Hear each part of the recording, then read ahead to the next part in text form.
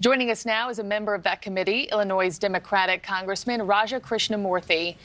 Congressman, thanks for being with us this morning. Thank you, Markey. So yesterday was obviously unique, a big deal. It was the first time a special counsel has fielded questions from lawmakers before concluding an inquiry. Closed doors for 6 hours with David Weiss. Were you in that meeting? And if you were, your big takeaways from what he shared and what you heard? No, I was not. It was before the House Judiciary Committee, and it was based on whistleblower allegations that were made before our committee and the Oversight Committee. What I can tell you is that Mr. Weiss made it very clear in his opening statement, which was shared beforehand, and I had heard nothing that differed from this, that he had broad authority, unfettered authority to investigate Hunter Biden.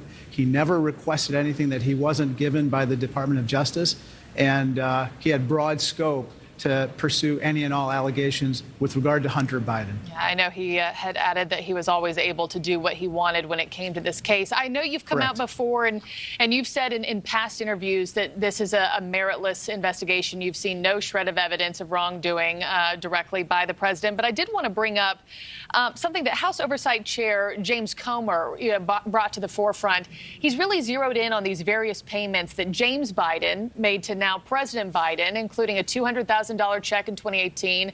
The White House saying these were loan repayments. If that's the case, why not release more details proving that? Those details are actually in the very bank statements that he was talking about. He cherry-picked one portion of the bank statements to show a payment from James Biden to the president, but didn't show the other part of the bank statement showing the loan just 2 months prior from the president to his brother.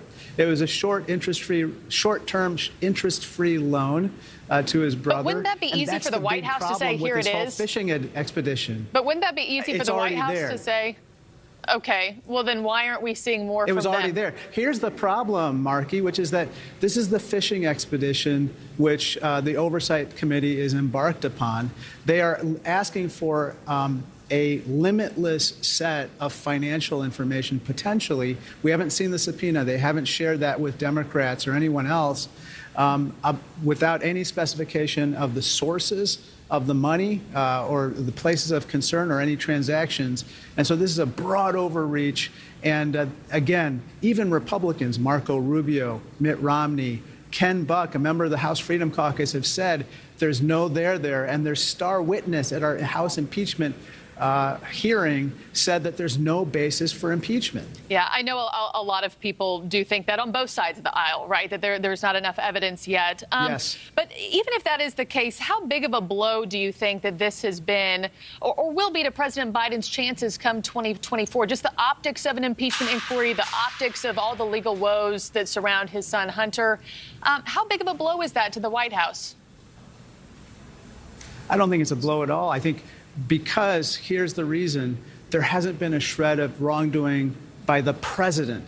There's no question that his son has been involved in illegality, and that's what's being prosecuted by Mr. Weiss. And charges have been brought, serious charges, with regard to Hunter Biden. But with regard to the president himself, not a shred of evidence of a library fine, a parking ticket, and certainly not a high crime or misdemeanor has been brought to the fore.